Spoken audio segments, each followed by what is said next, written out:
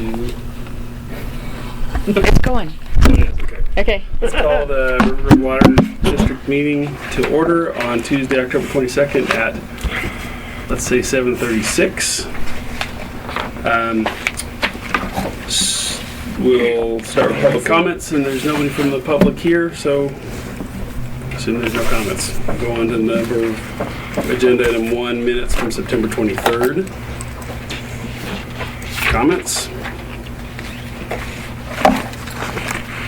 Move to approve. Second. It's been moved and seconded, and we approve the September 23rd meeting minutes. All those in favor? Aye. Those opposed? Okay, so let's move on to number 2, the Scoggins Dam meeting report. Do we want to do that first, or do we want to get into the master plan? I mean, I guess we'll do it. We'll keep the order the way it is. So, Right. Sherry, maybe. The date of October 30th was changed because of the federal shutdown, Okay. and so it's been rescheduled to January, and I've yet to find out where exactly it is. It'll probably be in Hillsborough and Forest Grove. A meeting at 1 o'clock and then at 6 p.m. So when I get the addresses, I'll forward that to you. And that's something, Jim, you may want to take a look at what they're doing and planning, because part of that sudden dam failure does affect our water district, and that should be included in the updating of the master plan. I saw from your emails the mapping, the existing mapping is not very accessible, so. Right, and so you can simply go out to Hillsborough Fire Department, Right. talk to Scott and look at the mapping. I don't know what date Jay Wilson, Clackamas County, will receive that updated information. I'm still trying to encourage that both the Lake Oswego Fire Department have a copy of the map for planning and response purposes, because Tualatin Valley Fire District has a copy. I'm sure the Forest Grove Fire District has a copy out there in Gaston and stuff. So they certainly meet all the criteria, because the fire chief's going to be going to the emergency action plan exercise. So,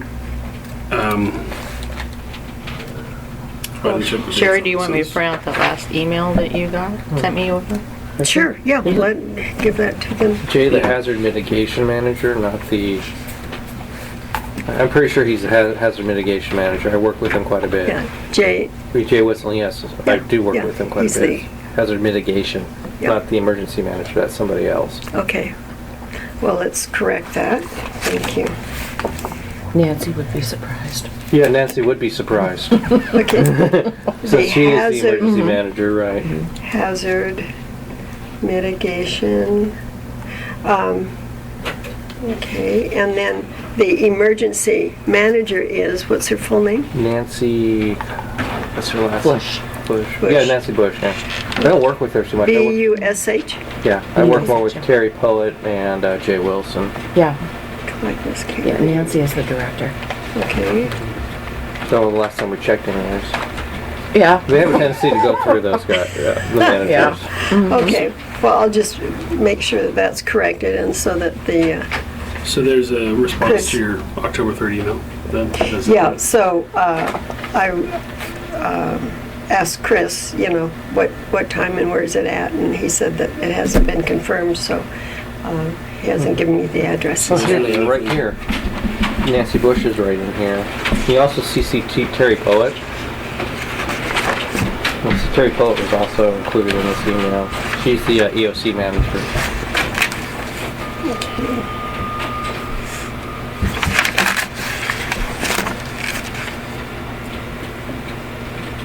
And I don't know which of those parties, I mean, maybe a number of them might be at the EAP, which they should be. Yeah. So John, do you have any involvement in mapping with inundation?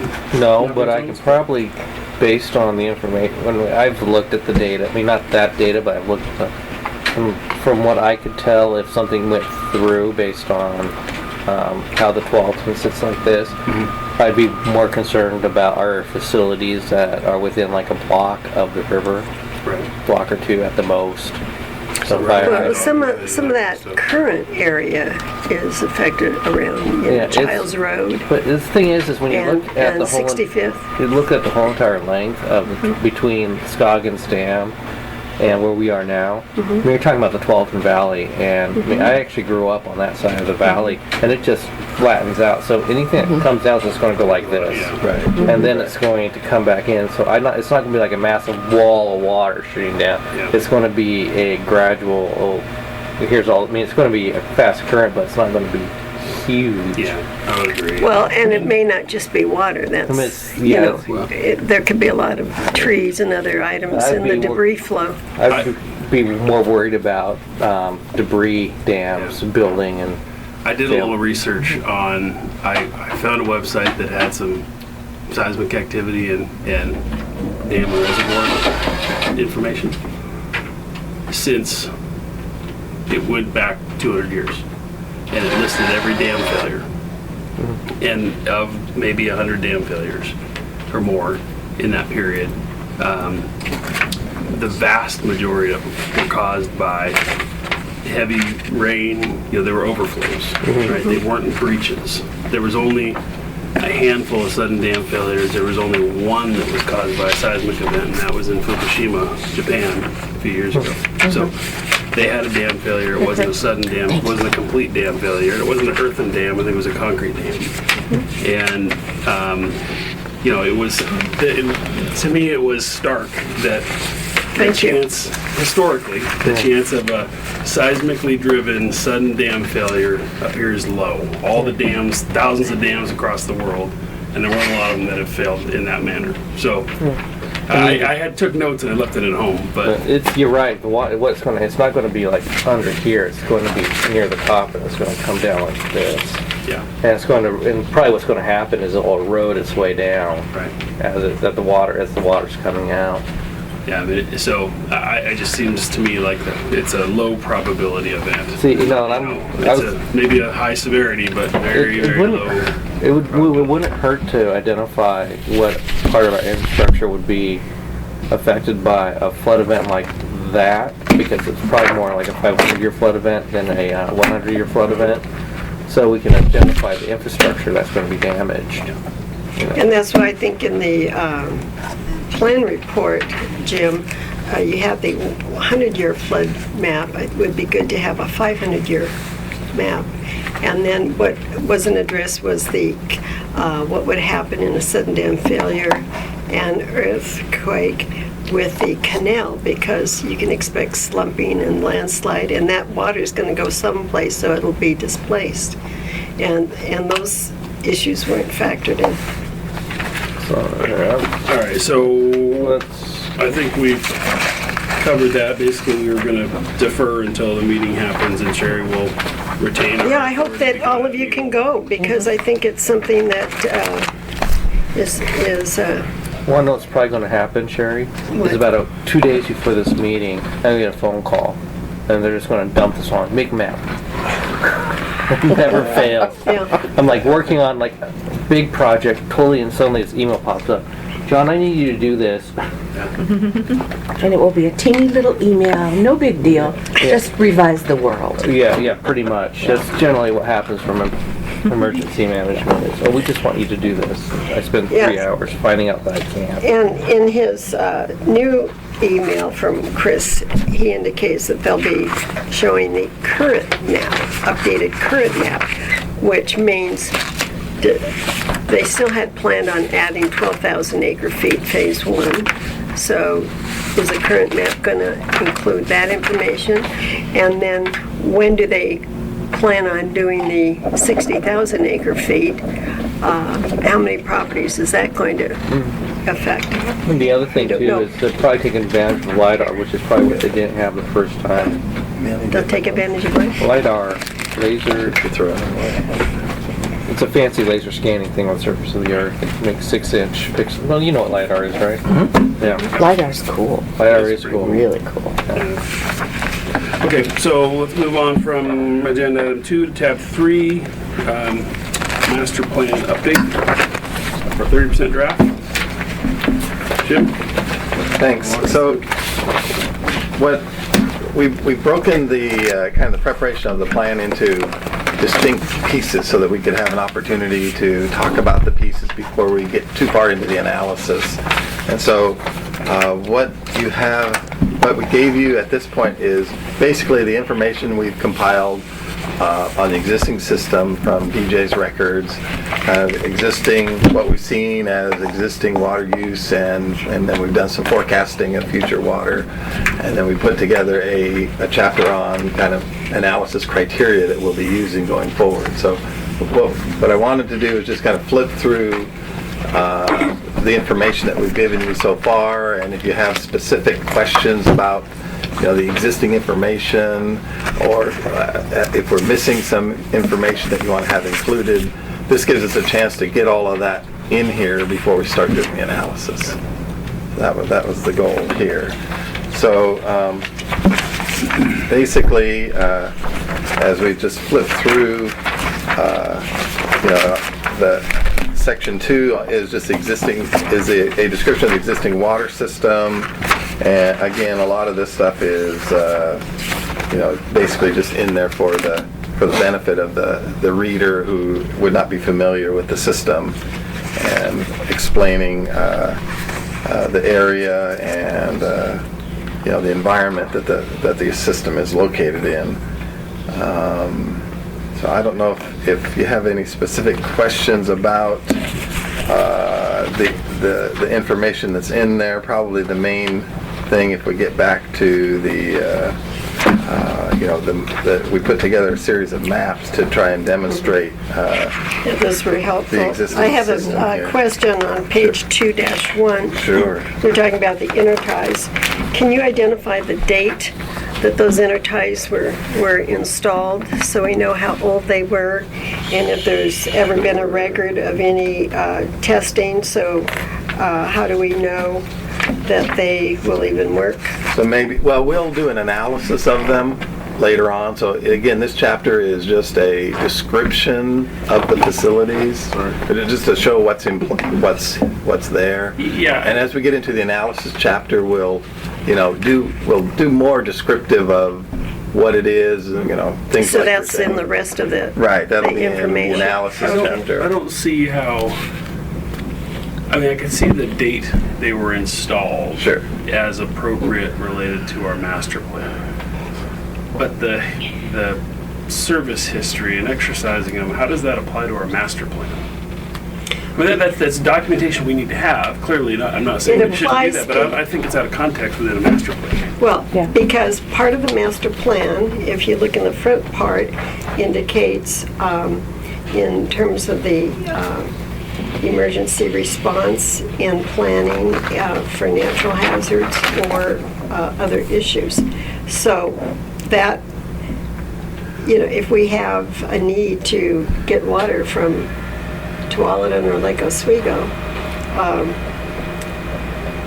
how can we validate that we have Well, I access? understand that, but then, I mean, if we're going to go through service history of a feature in our system that is an emergency-driven system, well, then why don't we go through service history of the entire distribution system and talk about that's when a we good last idea. tested every pipe? I mean, it doesn't. Well, it's out of it's like context. fire hydrants. Yeah. We need information on fire hydrants. I We don't know. see, that doesn't, I agree with Sean, that doesn't make sense. We're talking Yeah. about planning the future.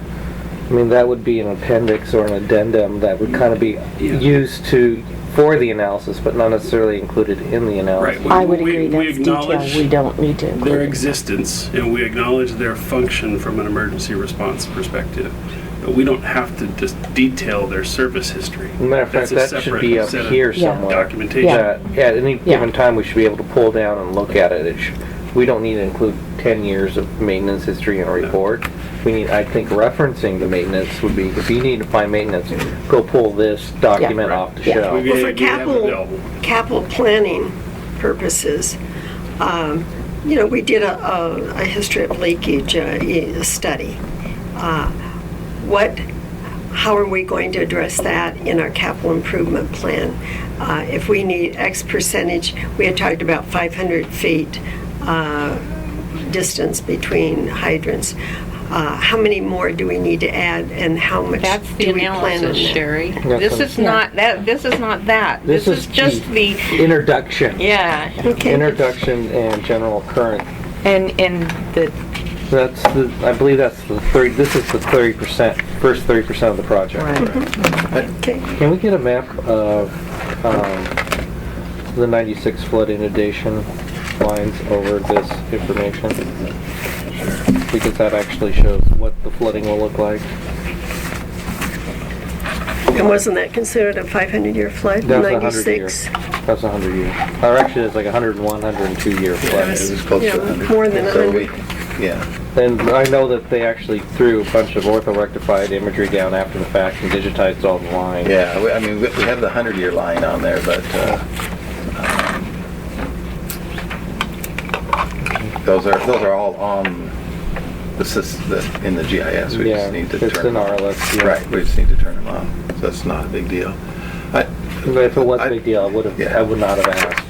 Well, let me go back to the emergency intertie just for a second. I guess my vision in the analysis is that, we don't get to the detail of maintenance records and all of that, but the question in the planning is how usable is the emergency intertie? I mean, is it truly usable or not? And so that's our analysis. And if you can't turn it on, then it's not there's a problem. So I think we need to look at it from that perspective and make some recommendations in terms of how to make it, usable as quickly as possible. So does that mean we need to put in some additional capital improvement to, be able to turn it on and flush it and test it without having it go into the whole system?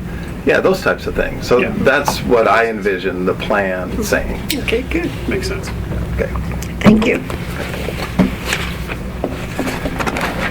Okay, any other specific questions or comments in Chapter 2?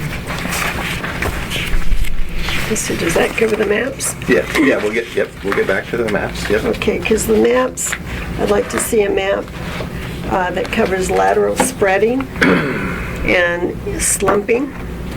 They're here.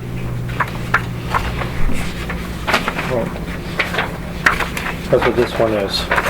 You can't project how the slump's going to look, but you can identify the areas that will slump. Which map is that? That's The steep slope one? That's no, that's a magnitude 9 landslide probability. Now, Sherry, this is the map you need to be concerned about: liquefaction. Yeah. This is bad stuff. Yeah, I understand that one. Yeah. But along Childs Road, I think we could expect some slumping in addition to the liquefaction. And Not according to the mapping. No, you would not. I thought this kind of neat all right. We got some steep slopes.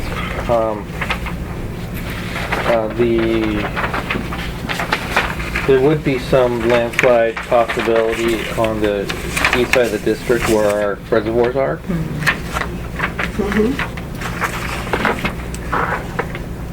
do you And want, that's like a 25% chance of it sliding down a hill during an earthquake. Jim, do you want, in your analysis then, do you provide the information from our drilling that indicated we're on soil subject to landslide? That's what this map is, isn't it? So you're talking about at the reservoirs? That's this map. So as we do Okay. the analysis, we'll That look would at be- that So specific. I was right. looking at the Yeah. steep slopes. Okay. No, steep slope doesn't mean it's going to slide because there's a lot of, you have to take in a steep slope. Okay. If it's nothing but rock, it's not That's going not gonna to slide. slide. Yeah, But okay. if you're dealing with a steep slope with soils on it that don't have any trees, and then you get a lot of rain, you have a high probability of it coming Southern down. Oregon. Yeah. Yeah. Or After the fires, yeah. I was a little surprised to see that whole River Run area as a liquefaction zone. Is that fill in there? What? no, that'd be what kind of? Can we get a soils map? We can. I want a soils map. And I want a definition of the soil so I can explain to Sean what the. Well, Do we need that in the master plan? Yes, Yes, we we do. do. We do. Yeah, I We mean, use all those of now. the stuff along the river is basically That would sediment. make sense. Sediment. That Right, makes and sense. so but what that's why doesn't it's make sense subject is to the big liquefaction. zone in along Right. River Run, where So- it kind of expands out there, and No, I know yeah. there's sort of a channel going down Bryant there, so maybe that's a historical flood zone or something Yeah, like that. that's why we need. That's why I wanted to see the 96 flood inundation Yeah. line. If you looked at, thinking about our neighborhood where there was flooding, it's pretty much similar to the liquefaction. Yeah, it is. But I'd be curious to see how it Well, with the operates. exception of River Run, and that's why it surprises me. The River Run, I don't know, the soil type must be some sort of Yeah, a That's why we. silt. If you go back sand. to the figure 2-3, that's the one that shows the 100-year flood And line. So Now- that should be close to what you saw in 96. Yeah, it is, at least in our neighborhood. It is, yeah. Yeah, that's very similar. Yeah, Sarah Hill Lane was all underwater.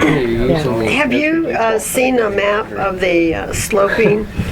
We had a district over here in our list too, so I don't know, the mapping's a little, oh yeah, I was going to ask about that. Why did we have a little district up there? we took it out. It doesn't, I don't know. Have you told our list, Metro that it's wrong? No. You need to call Metro and find out why they put that there. Oh, okay. They probably have like some. My experience with them is they have a tendency to Leave something Oh, no. unless somebody takes it out. kind of put things where they don't belong. What did they put? They put a little bit of a. They had a little Up water here. district. It up was here. right, it was right next to the freeway, right? Yeah. Oh, Yeah, that is there. That's Southwood Park. That is an existing. No. They're saying it's part of ours. Oh, you- right? Yeah, they had it Oh, as as your- Rivergrove Water Oh, District. And the only way that's going to get fixed Yeah. is if Yeah. DJ calls Metro and says, "Hey, our engineer looked at your map," or if our engineer calls them up and says, "Hey, you need to fix this," and they'll fix it. Didn't They they call come Linda to us Martin. At one point in the past. Jim, I have a question. What was that? Oh, They asked for help with something. Yeah, yeah. Emergency response or staffing or something like that. staff. Oh, Southwood Park, yeah. Yes, and I heard that the guy who runs McNulty Water, they got it, and I saw him at the lab. I said, "I hear you're running Southwood Park," and he's not happy about it. He's saying, they get the have short a straw. lot of people that don't have enough pressure, and they need to do improvements in order to get them, and I said, well, good luck with that. Anyway. Jim, I have a question on the west side there of Indian Springs Road. And which map are you on? This is on figure 2-3, the hazard map, steep slopes and flood zones. My question is, that property's adjacent to the Bryant Woods Park, where there's kind of a drop-off there? Show me where you are. Because it would be right in here. Well, is that Old Gate Road? Oh, No, No, on the other no, no. side, the west Okay. side of the creek. Yeah. right along here, Indian okay. Springs Yeah, off of it. in here. So, this is where, I think, with the Cascadia subduction event, which is, we're planning the basis, that area could have slumping and landslide. And I just wondered, have you seen any, I know the city of Lake Oswego has more detailed maps, and I didn't know if you had a chance to look at that. Point of clarification, slumping and landslide, they're pretty much the same thing. So I think Okay. a more appropriate word would be mass wasting, which is the Yeah. technical term for it. Mass wasting, Mass wasting is basically when you have land moving. okay. So I think probably a good one to look at is figure 2-5. If you look in that same area, you can see that it shows some pink zone, which is a 25% probability during a magnitude 9, and of course we do have our on this map, we showed the water line, so this is our main pump line into the system. So, I mean, that's, the purpose of this is to basically identify where our major facilities are at risk. Yeah. And that definitely is Yeah. one. Most important Yeah. map Yeah. right here. Yeah. Yeah, well, obviously our reservoir's on the hill with 25% Right, probability, they're probability. at risk. Terrible place to be. The thing is I know it says it's magnitude 90 scenario, but when you get a slope, is that greater than 33%, if I remember correctly? Well, yeah, it's part of the challenge. Is the upper reservoirs are actually sitting on relatively flat ground. The lower reservoir, they excavated the slope to build the reservoir, and so it's even steeper than the natural grade uphill of the reservoir. So there's definitely a challenge with that, with this one here. Yeah. One thing I didn't Can we get a lighter, man? find in here, Jim, If you need LiDAR, I can kind of... We have 2 foot. I mean, we have the 2 foot. contours on our list, Right. Which I don't know You can what go they to are in this Dagami and area. actually get the information from them before you get the last Yeah. files. But I wouldn't mind seeing what... So we do have you can see we have the topography on here. It's just, it's That's 10 shaded foot. back, but it's 10 foot. What I want to see is I want to see this area here with 2 foot contours. Well, let's do that in the analysis. Okay, great. That's fine. Good. okay. And Jim, Well, can we blow up, so you're just talking about blowing up? Yeah. Yeah, this- Around the reservoir, I want- right. Basically, I want to see The real slope and I want to see the real slope. Yeah. I want to see I want to see what it really looks like. Yeah, like a topo map, right around. what Yeah. are you doing any, maybe this will be in the analysis section, what the peak run accelerations will be? Because in a Cascadian 9, it's not going to be 9 in our water district because of the attenuation. Wait, do we have a? The only I mean, we're not going to do any analysis in that regard. Do we have an application? Sorry, go ahead. We just have the information we're receiving from Dogami on this. But when they talk about what to expect in Portland in the valley here, Dogami states that it's not going to be a 9, but we will be affected. It could be 7, 7.5, but we'll be affected by the duration. It's called amplification. And do we have an amplification map? Or can you identify the amplification area? We don't need a map. So is there really a line that comes straight downhill off of Reservoir to that end, I think, down to Child? Yes. Is there an easement line? Yeah, we do have an easement. Isn't it like along that creek almost? Yes. Yeah, I didn't realize we had a water line coming in. that goes right through Lori James' yard. So we'll have to look and see what Yes, we do. data they have. So I don't know if they've done an Surprised that we could application even for get a water the- line. So you're Oh, asking for believe me, subduction, it's because it a varies long time depending on done, where- and Yeah, I have it no was clue done if you can long find it. And if you can't find it, for Dagami, because I know Dagami did it about 12 years ago. Yeah, you get a machete out. No, Or Lori for thought she was local or gonna what? do for an earthquake, general some ivy earthquake. removal. Just for general. Just Yeah, gotta be a month because ago. we have it Yeah. at the county. Because they have some We of the can't give it to electrical you, lines but going down that because we don't too. own it, Yeah. Dagami Yeah. does. And phone. I'm just surprised to see that. But I believe I want I thought it all came amplification, down the other way. because if there's like a 5 foot. That feeds the upper zone? then, or if I remember right, Does there's that a feed just 5 the Child's Road areas there, or the upper It zone? feeds the upper factor or zone. whatever it is, a don't magnitude care. 5 earthquake, depending on the I underlying can say soil, that it can because- actually make it feel like a 6. Well, I think it That was is- actually the 5.5 or first one that 5.25. came down. I'm sure it was. So, Well, it would have been an easy way to do I'll it. look and see what the, Okay. yeah, Child's. I mean, Well, it's not important. That's the most straightforward shot. Way to get some pressure going on that line, I guess. But the thing is when they did the Sorry. 92 The geographer chlorination, Oh, yeah, and then we went out later to try to do unidirectional flushing. I don't know, it was still when Jim was here, but it was 2000. And it had been shut off for 8-9 years. Jim, could you also provide a copy of the Dogami 2012 resiliency plan that you noted in here? Do you have that on a PDF that you could email to us? it's a Dogami product? Well, you said or- it was Dogami 2012 Oregonian Resilience Plan for C, Cascadia Subduction Zone Earthquake, File 0-13- I think think 1.6 or 4.6. It's in this Oh, draft? well, that's what we made the maps from. It was a Dogami product that we got. I Right. just wanted to see the whole file that you based your mapping on, and because sometimes they have additional information.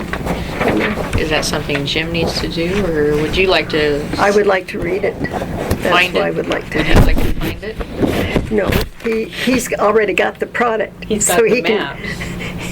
He can share it with us. I don't know if I don't know what form it came in. It probably came electronically to us in the form of GIS mapping and those kinds of things. I don't know how much text there is, but I'll ask. Well, our I mean, you guys. could email then what you received from Dogami on that specific. Yeah, and I may need And to you give know- DJ a disc or something. Yeah, I mean, I because you doubt might that not be able to It'll be a very open large it up. file. Yeah, you're not going to be able to transmit it. So. Yeah. Might not Can I be. just get a map with nothing on it? No.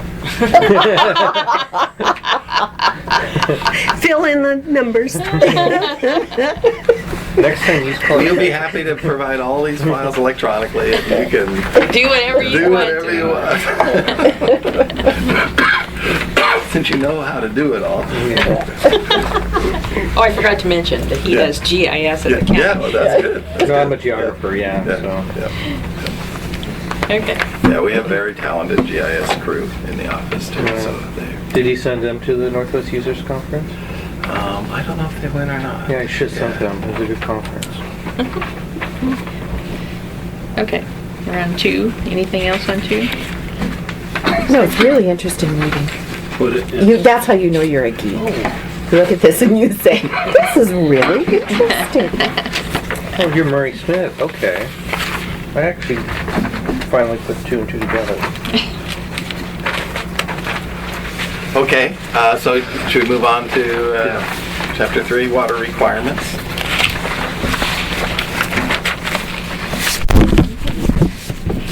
So in this chapter, we basically gathered all the records that DJ was able to provide to us in terms of water production and consumption over the last 10 years or so, and went ahead and tabulated that in form of annual use and per service average consumption use, and then made some estimates in terms of peak season and peak day types of demands for the system. And so there's a lot of tabulated data there.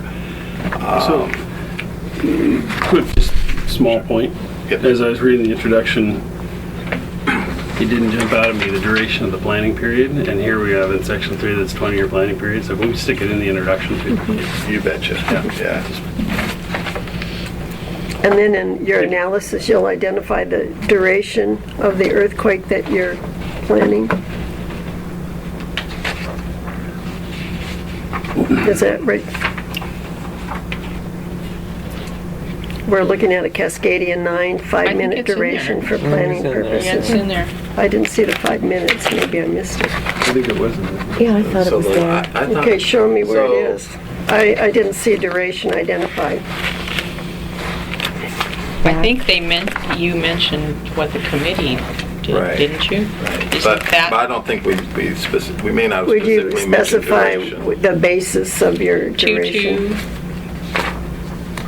Last paragraph? Yeah. Last. Yeah, and First sentence. Yeah, but I guess it doesn't say duration. it doesn't say duration. And in my reading, I thought it was 3 minutes in Portland area, but I will look it up No, and if verify. I can share with you some of the papers and you can check with Well, Mike it'll be at in this Portland. Dogami data. So, Okay. Yeah. So I'm the acid test for the person with short attention span and limited time to read it. So figures 3.1 and 3.2. It just sort of confused me why consumption and production are reversed in terms of the legend. So one of them has diamonds and triangles, and then you switch. And the first one, production is a diamond, and then the second one, production is a triangle. Yeah. Spent too much time being a manager, Sean. I look at the charts and I go, oh, that doesn't make sense. to me." Would you talk to Excel? Is that something that you can't If you could You switch can that. override it, but usually, it's an automatic selection and Yeah, nobody just- pays attention. It's automatic, there's a reason it's automatic. I'm a chart guy. He's a chart I look guy. at the pictures. Yes. They frequently provide you with lots of information. No problem. I think that one of the things that, a couple of things we wanted to note here in this chapter, is, yes.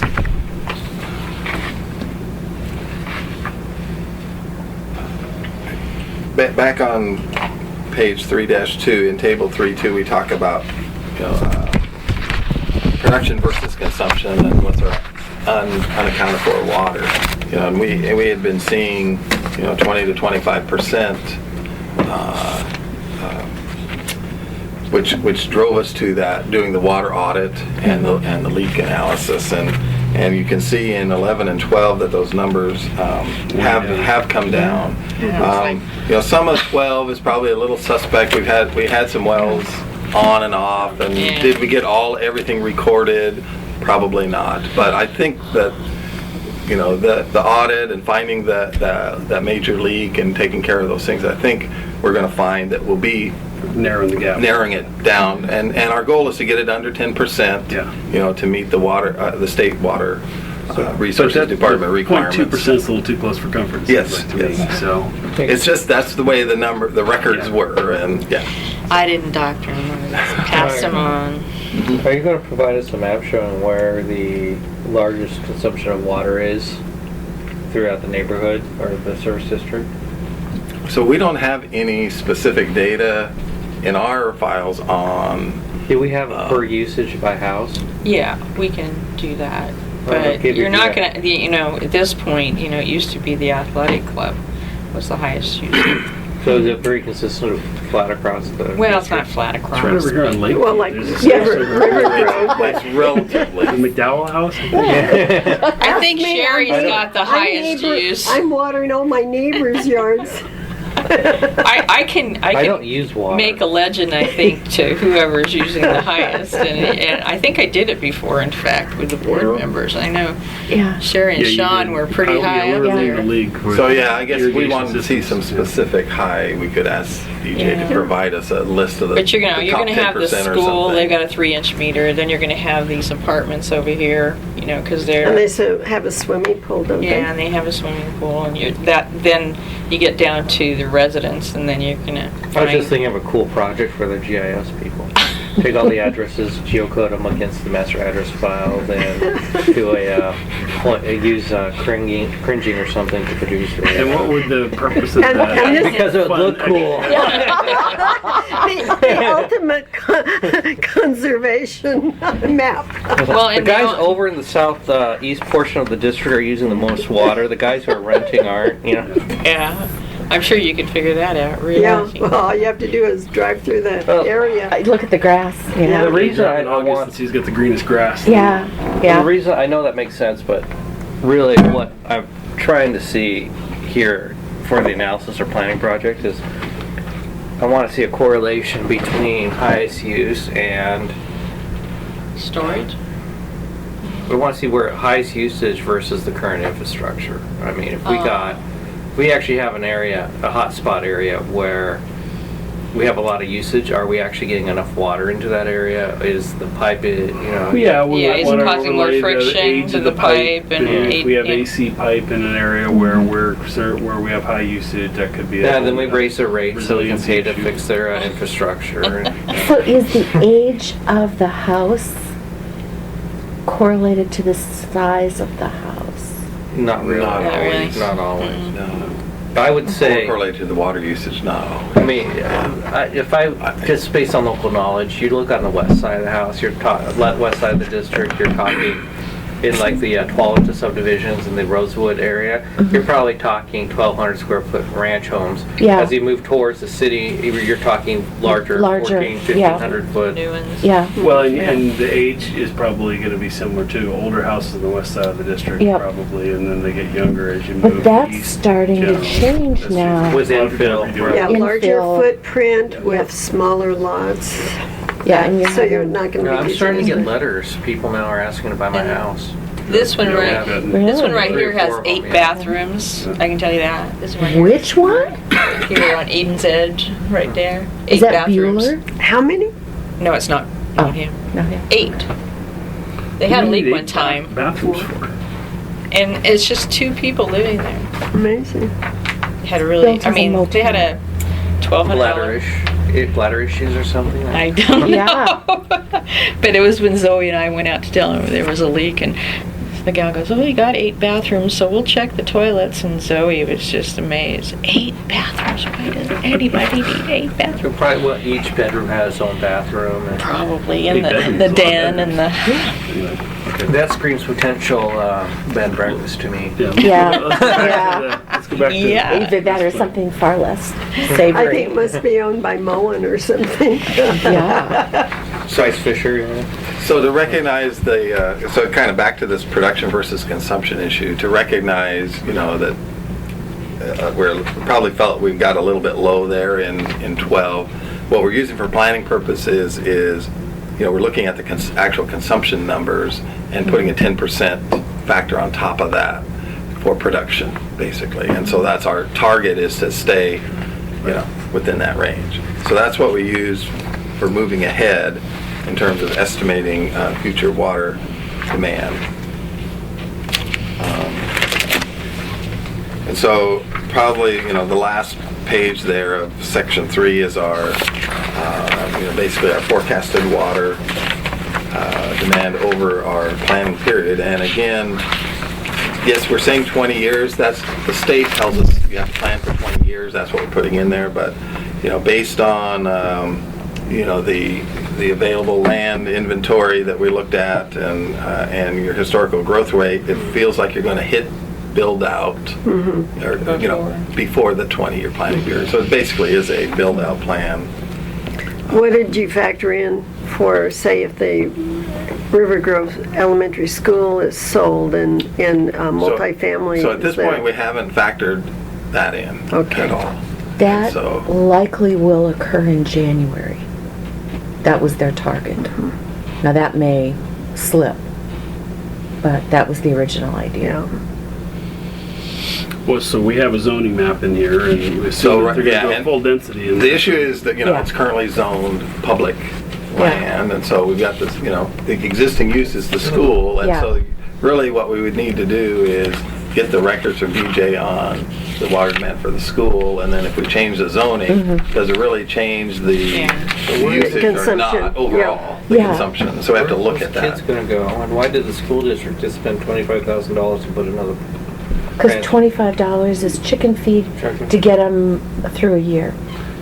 it's gonna be hugely controversial. It is. Around this neighborhood, and people Yep. have gone to school there for a long Yep. time. So it's, And there's that's a fight the, coming, it sounds like. Yeah. that's the only neighborhood school that it's possible for these kids to walk to. They'll all have to They- be They transported. have to reopen up Uplands, which by the way is Yes. a better facility. Yeah, That's nice. exactly what the intent is. Reopen Uplands. Westridge has got excess capacity. When reopened Palisades maybe too. Yeah, and, well, no, Palisades not, is small. They would reopen Palisades, because the capacity they need is on the south side, not on the north side. And they could reopen Uplands, but they'll open Palisades. Yeah, but that's neither here or there. It's just some other politics that we don't have to deal with. Well, it's Yeah. just, we're looking at Oh, a yeah. 20-year plan, Yeah. so knowing that that could We could actually end be up benefit- rezoned for higher density. Well, even still, if you put high density in there, we're probably going to come out ahead. That's, we're looking at probably, 20 to 40 houses in there that are probably going to consume more water than one school. Yeah, I would think so. And that's But- what he'd have to do. He'd want the production records out of the school and see if it was rezoned a certain amount what Right. what Would it- kind of build If up it would were happen. What kind of rezoned impact would it have? 10,000 square foot lots or multifamily or something, go- just they'll go evaluate. Yeah, I think, 'cause there are Smaller. not too many places around that they can really put in higher density Right. multifamily. And I think that Downtown. that's going to be So let's keep going with our Priority. with our We master. got Yeah, a couple 'cause- minutes before. Yeah, before, okay, I so- about 15, So then, 10, 15 before I gotta go. if we have no more questions, chapter 3, we get into basically, this is the beginning of our analysis, because what we're trying to do in section 4 here is lay out the criteria we're going to use in the analysis. And so it's important that everybody be okay with the basic criteria that we're going to use, because it's going to drive basically our capital improvements list ultimately. So in terms of water supply, again, you know, the idea is that your water supply provides maximum daily demand. And since we have multiple groundwater wells, we typically look at that with the largest well out of service and being able to still provide maximum daily demand. And the distribution system, you know, the question of, you know, you're asking about some of the different densities and flows. You know, basically the types of things we try to meet is that we provide peak hourly demand with the pressure staying within 75% of normal pressure, of normal wintertime pressure. So that's one criteria we'll apply to the analysis. And then the other one is basically the state criteria of meeting fire flow demand during a peak day usage event, and making sure that we're at least 20 pounds per square inch everywhere in the district. So that's the normal criteria we use. And The help. is the objective to plan for hydrants every 500 feet eventually, or what? So we need to talk about that. Okay. So as we get into the fire part, let's talk about that. Okay. Typically, you know, main sizes of 8-inch, the district's already adopted that standard. System service pressures, again, we are showing a minimum of 35 psi at what we would say is the highest point in a house, and that's a pretty low pressure for people to live with. And then maximum of 80, which is typically accommodated through individual PRVs at the meters, where the distribution system, in our case, we have pressure above 80 psi in certain places in the district, closer to 90 psi. So do we have to mitigate that somehow? But we don't mitigate it, no. We just let it go. Yeah, it's okay because we have all the pipeline materials and our service materials are all capable of handling that pressure, and so we rely on the individual PRVs then to bring it back down to the 80. So we're being economical. You know, we're not trying to break into a third pressure zone just to serve, you know, a half a dozen houses in little pockets. I wondered what the fire pressure would be when our customer up near our reservoirs is using a additional pump because the lack of gravity flow. Is that, It shouldn't matter Is that if number they're just still- using a pump for domestic use. You know, they're pulling out their 200 to 400 gallon per day type of event. That's what we have in the model already. You know, for a peak day event, we're showing. You know, we're applying water demand throughout the district. yeah, I just wanted to know if his fire flow would be lower because of his needing to have a pump. I just wondered if we met that. Not at that, it's such a low Insurance flow level. rate comparatively that it wouldn't, I don't think it would be a major impact. Okay. So are typical domestic plumbing fixtures designed to a certain pressure load? I mean, they can't, so we're not gonna, I mean, obviously it's gonna be mitigated at their service. Because it's gonna come out of their house at a certain. Right.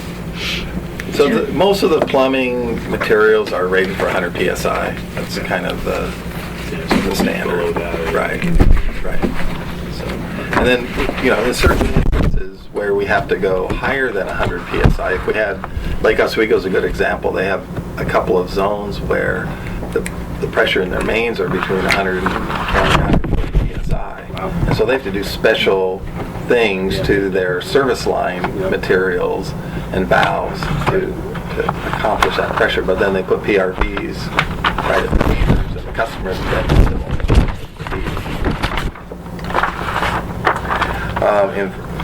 in terms of fire flow, again, we listed here in table 4-2 the recommended fire flows to be met for different types of land uses, and so we'll apply those as we do our modeling of the distribution system. And then we look for enough storage in our reservoirs to be able to provide the duration of fire flow shown in table 4-3. As far as fire hydrant spacing goes, the code now, this is the new Oregon, or not new, but the Oregon Fire Code currently requires for new construction, so if we have a developer come in, and as we have had in the last several years, looking to build subdivisions, in order to meet the fire code, they have to have 500-foot fire hydrant spacing. The district originally got laid out, and Don's master plan back in 2001 called out a 1,000-foot spacing. And that's the way the district has been laid out since the district first got formed. So as we go into the analysis phase, we'll have to decide if we want to look at increasing or reducing the spacing of the hydrants throughout the system. It's I don't want to say you're grandfathered in, but it's one of those cases where there's not a specific requirement to do it, but as people develop, anytime somebody does, like Mary Jo's house now is going to have turn into 3 lots. Well, they're going to have to meet this spacing requirement, and it may mean a fire hydrant right at the street, in front of her house, even though there's one 200 feet up the street. But that's that's what's going to happen. So as the area gets redeveloped over the years, these criteria start put in place. I hate to sound like John, but can we map that map has hydrants on it. I didn't see any of the maps in here with hydrants. Yeah, I asked him, he said they were gonna do that in the analysis. In the analysis, we'll draw the circles, and you can see So we can see the spacing. And I have stuff a like question. It seemed like many years ago we had adopted Lake Oswego standards, 1-inch lines for new construction, and I thought that included the 500-foot spacing for... So I've seen that you've adopted their construction standards. I don't know that you adopted their planning standards. And you can tell me if I'm wrong here. Yeah, I think Also you're right. on It's new hydrants, construction. I want a nearest neighbor analysis on them. And I'm not joking, but that shows us exactly what we look at. We can see the distance between the points. We can actually, by looking at the colors and nearest points, this, nearest hydrants this. So it's going to tell us if it's 1,000. Where there's over, over space. What was it called? I call it nearest neighbor point analysis. It basically produces a continuous statistical source, or just a colored map showing how close. So in the newer areas, you have a closer. You'd see that. that has an influence on the ISO rating for fire districts when they're more than 500 feet. So keep that in mind. There is some impact, I agree, and again, the ISO came in last year, was it? A couple years ago. 2 years ago, and You still have the same rating, right? and the rating, right, and the rating's been what it is because of the current spacing, not only in your district, but I mean the 1,000-foot spacing has been a standard throughout the metro area over the years. So if we made a motion today to adopt the 500-foot standard distance between hydrants, then in your analysis you could evaluate. Well, we're going to, there's already a requirement for new construction for that. No, I'm talking about existing, because in some places it seemed like we have like almost 800, 900 feet between some of the hydrants in the old area. Why would we, first of all, it's a resolution and a change in ordinance, so I think it's outside the scope of our meeting today. Secondly, there's a budget implication to that. That's right, and that's why it's important to address this while he's in the planning stages. I think in the analysis we should look at all of those things, and there's going to be a capital improvement list put together, and Yeah, even if we said, yes, our goal is to have 500-foot spacing, it may be very low on the priority list, depending on what other things I we think identify. we should consider it as as an analytical data Right. point and a potential goal, and then we'll prioritize our goals once we have the information. But Right. beyond that, we can do anything now. Yep. Okay. It would be pretty, not a good thing. Well, yeah, I mean, we Just say, carte blanche, you're gonna do this, and then if he, analyzes it to that, you're gonna say, this is what's gonna cost you. You have to look at all the The cost options. is Of the course, issue, but and the this is a disruption and 20-year everything else. plan. I know, It Sherry, may take us but- 20 years to do it. But you need to see the different options Of and course. decide which is the most priority. Which you is know. the intent of the plan. Right, Yeah. that's right. That's the intent of the plan. So, Yep. okay. The next item is storage criteria, and again, the Oregon State Health Authority doesn't really have specific requirement of how to do storage analysis, and over the years, the planners have chosen a couple of different ways to do it. The method that I've listed it for you in here is one that we started adopting for our planning group, and it's a specific procedure that's spelled out in the Washington Department of Health Water System Design Manual. And so we've been using that on many of our plans here recently. And It's called the Washington, what is it called? well, it's the Washington Department of Health, so it's their the partner agency to the Oregon drinking water section. Several times. And they have a water system design manual that they ask the engineers to use in their design of facilities. So what you're seeing here is that criteria. And I would say probably the one thing different from Don's plan is under standby storage. And in Don's plan, he recommended 2 average days emergency storage. So what this Washington design manual says is, yes, 2 days emergency storage, but then they apply credit for if you have multiple sources, they're allowed to apply credit for the sources, assuming the largest source is out of service. And so that typically reduces the standby storage requirement a little bit. And so you'll see that as we get into the analysis. Thanks, Greg. Since we have a transfer pump station, we talk about that, providing maximum daily demand as our backup to well number 2. We talk a little bit about having backup power for water system reliability. Under water quality, listed basically we're going to provide water quality service goals consistent with state and federal rules. And then under the water resilience, we'll look at preparedness, emergency action plans, and hardening of the infrastructure, basically and so those types, those are the 3 things are basically, interagency planning, either joining or WARN or having interagency agreements to provide emergency service, getting your emergency action plan, keeping it up to date, basically, and I know you have one currently, and then finally looking at how do we harden the infrastructure long-term for resilience. And basically the water and wastewater portion of the Oregon resilience plan that came out was recommending looking at, finding a backbone of your system and taking measures to harden the backbone of the system. And so those are the types of things we'll look at in our analysis. So what constitutes that? The main, the largest main that's a supply? Yeah, I mean, with your system, you've got from the reservoir, and you've got this 14-inch main coming straight into the system. Right.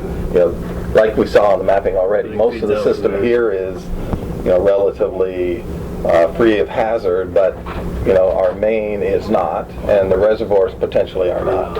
And so we look to how can we improve that situation. It's easier to our stuff.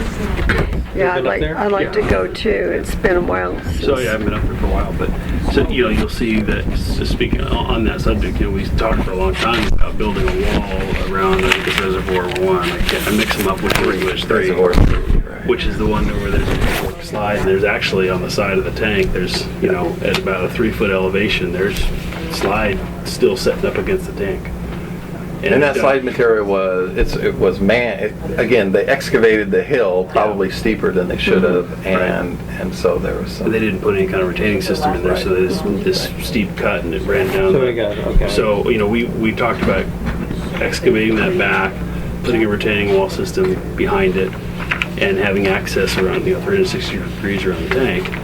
But the problem is, you know, it was expensive. We had bids for it. They ended up costing way more than we thought we could afford, and so, yeah. Do they want to take a weekend, put some pavers out there or something? Well, it's funny, you know, you drive around the state and you see all kinds of different retaining wall systems. Yeah. You know, you see the netting, and you see a bunch of different things you could probably do. But we just looked at these. Can't remember what they call those big blocks, engineering blocks. Yeah, I think the system, and this is before I was here, and they had designed like a big culture block type thing, or And it was sort of at a certain slope, and you know, with the drains and tiebacks and whatever was in there, and it was too expensive to build, so we didn't really redesign it to do a different system. But I'm sure there's other systems we could use. So I think we were asked to look at a couple of alternatives probably 5 years ago, and I think we looked at soil nails and a couple of things. It's just going to be a very expensive project to make the fix. It sounds like It's going to be a very high priority.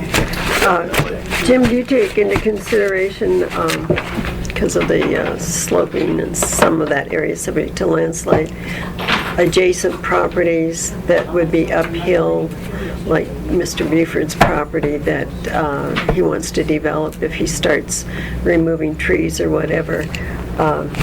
Since we're downslope in some areas, I just wondered, do we need to look at that? I think that there would be a challenge, definitely, if the area immediately upslope, you know, became urbanized, and, you know, what did they do with the drainage, basically? You know, that area has historically had very poor drainage, and so if they don't address the drainage properly, it could definitely impact your poor facilities. drainage that causes mass wasting. So Okay. it's outside of our, I don't know how we address it in the plan, but it's definitely something that. Well, it's just knowing that Wanna there's comment potential on. development around our assets that could have a negative impact if Yeah, but Too much unfortunately, we waste don't have a district. lot of jurisdiction with that from a planning perspective, do we?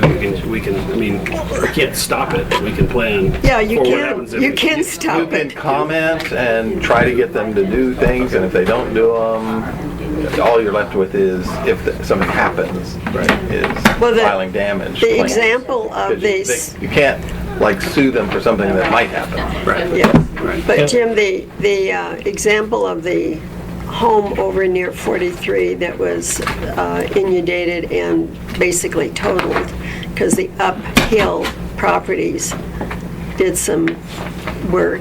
Right. So then that owner sued the uphill property and lost because that lower owner did not look at the landslide maps and do his due diligence. So I'm just saying, let's make sure we do our due diligence and we inform the Lake Oswego City that we have concerns about any upslope development that could negatively impact our facilities. I was working at the EOC the night that happened.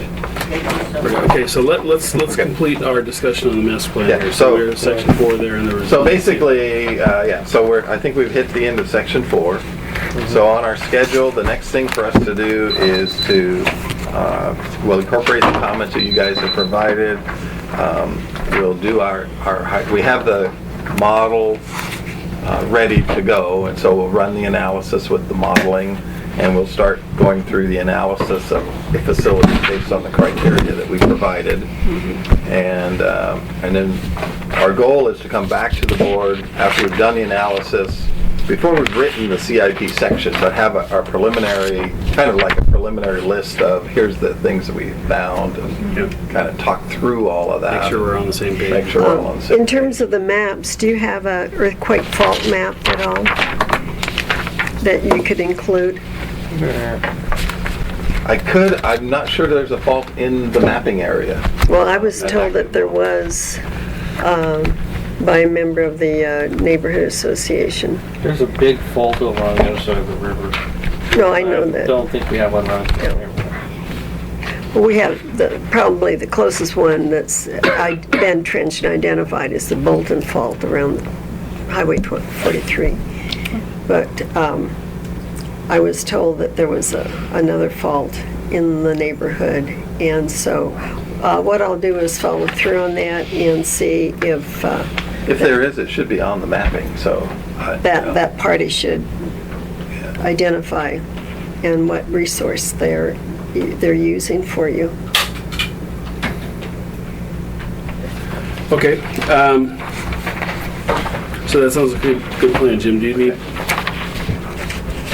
I don't need formal No formal approval? No. So No, you just take our comments and go back to the. right, we'll take the comments and then keep moving forward.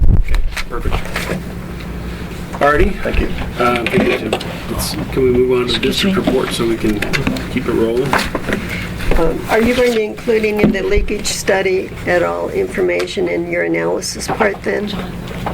We'll probably just touch on it in terms of, Because trying to it was done. remedy that in lost water and everything, I just wondered, in our 20-year plan, we need to address that.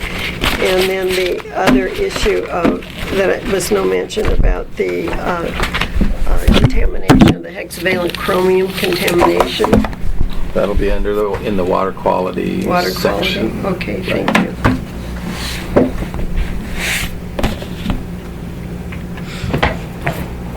Yeah, you can keep this as part of your normal. Yeah, and that $5 million reverse osmosis treatment system that we need for it, make sure we have that on our right down. Well, it's going to be interesting. California did come forward with proposed MCL on hexavalent chromium last month, and they were proposing 10 part per billion as the MCL for hexavalent chromium, and they have a lot of comments, from the water suppliers in California asking them to raise it to 20. What was our? 0.34 parts per billion. Part per billion, right. Billion. So we don't Per have a billion. problem. So we don't have a problem. As far as we know now. According to- Chromium, is that like a mineral? It's Chrome 6. Chrome 6. Well, so chromium is a, It's inorganic, yeah, it's a mineral. an inorganic, but in California, the whole Aaron Brockovich thing, it was basically with chemical waste, interacting with chemical waste, it formed a Chrome 6, a hexavalent form, which is highly cancerous. So, And we've only tested one time, so. Well, there's no We water don't quality have- standard for it that applies to us, so that's. Yeah, why we don't- No, I don't it's a- see a lot the of federal that. standard is currently 100 50 or parts. 60. No, it's 100 thank you. parts total. It's total Total chromium. chromium, 100 Total part per chromium. billion. Which we And test Per for, million, but we yeah. don't test for hexavalent because we Right. don't have a standard to test against, right? right, and EPA will probably be, moving that forward in the next 6-year cycle, Well, I don't know, we possibly. just got something from Dave. What did Dale Leland say? He was starting a hexavalent chromium study, DJ, when we took that emerging contaminant seminar. Well, he said that, but then we get this drinking Yeah, I water read the- pipeline thing. Right, we just got that, right, and I I don't just remember got it. seeing it in there. Yeah. Can we move along? I've got 15 minutes. Yeah, I did and too. that- So let's get This rolling meeting will here. end if. So, yeah, DJ, can you go through the district report for us very quickly? Jim, thank you. Sorry to rush Thank along. We gotta you. get No rolling. problem. Jim and I have to meet with developer here at 9:30, so I don't know if you guys want to go into executive Yeah, on Well, personal. I do, can we're- leave we and come gotta back do at it right now, 9:30 because if you're we're- going. Okay. we're gonna- So let's go into executive. Okay. Yeah. I read the reports, it's good. I got 15 minutes. I'm gonna get out of here. Okay, let me stop this and, Thanks for Executive session. Yeah, we did it already, I think. We closed the Yeah. executive session. Reopen the- Reopen the board meeting at 9 a.m. We're on agenda item 4, district report, and can we do this quickly? I don't have too much, except oh, I did get the audits yesterday, but you guys probably don't want to see them until just before the next meeting. Yeah, let's do So I that. got, everything's done there. Yeah, I didn't put the October billing, I didn't finish that, sorry. But it's kind of busy. And the global peer training is, Oh, she called and asked if we went, they were doing Oak Lodge, O&M, and I said, well, not right now, I'll get back to you. So, you said it was okay to go ahead and close the office and deal with it that way? Yes. Right, okay. well, I mean, do we need a board resolution to approve that? I mean, I No. think, Is there anything you want done with the mail that, Well, I don't Have it know yet, checked. Sherry. Okay. I'm gonna stop the mail at the post office and have it delivered when we get it back. I'm not gonna have that out there. But, I mean, this is locked and everything, but well, maybe we should swing by. I mean, if somebody rams a package in there and jams it up or puts a, I mean, which is unlikely, then maybe we Well, would need to do something. even though but- they're locked, Are they've you been talking broken about- into, so it's just, how long do you want them sitting there is a good question. I don't know. I'll think about it and Okay. see. All right, pump reads. They're in there. I'm sure it's gone down. Yeah, it looks like it's good. Financial report. Yeah, I had some questions, but I don't know if we want to get too detailed in it. The biggest question I had looking through this, what's with our office supplies? Count 6019. We're above budget already. We're a month into the year. Honestly, Sean, I have to go through, I think, line by line to see what has been put to what. Because when I was writing checks, for some reason, like the lease for the copier, she was putting in dues and subscriptions. So I really need to Okay. go through and So go we have through. Can you go looking and see if we have any embezzlement issues if she's moving stuff around like that? We have been watching. That's the whole purpose of all of this Yeah. process that we go through. When we checked the check stock, we checked, Yeah. and there's no, what you look for is consecutive numbers. Did she take some checks? And we didn't. They're all there sequentially. We've checked we do. That's when we sign checks and check things every day. That's why our audit procedures are set up the way they are. But Yeah, so I. So, okay, so- I mean, if you look down on personal expense, or number 5,000, personal expenses, payroll expenses, other, that 3396 should not even be there. It should be under either workman's comp, health benefits, pension, or payroll taxes. Okay. I don't even know what that is. I told her after I saw it the first time, you need to find, I mean, I went through this thing and tabbed everything, and I said, you need to find out where this is going.